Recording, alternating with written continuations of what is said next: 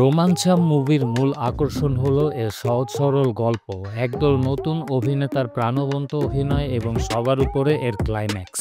দর্শকদের মনে সিনেমাটি এত প্রভাব ফেলেছে কারণ এর কমেডি এবং সাসপেন্সের মিশ্রণ খুবই দারুণ। আউজা বোর্ড খেলার মজার ঘটনাগুলো এবং বন্ধুদের মধ্যকার রসায়ন খুবই স্বাভাবিক ও বাস্তবসম্মত মনে হয়। তবে সিনেমার সবচেয়ে বড় শক্তি এর ক্লাইম্যাক্স। পুরো মুভিতে আমরা জিবির চারপাশে রহস্যময় ঘটনা দেখি, কিন্তু ক্লাইম্যাক্সে যখন জিবি অসুস্থ হয়ে হাসপাতালে ভর্তি হয় তখন সে জানায় তার ব্যাগে একটি আত্মা রয়েছে।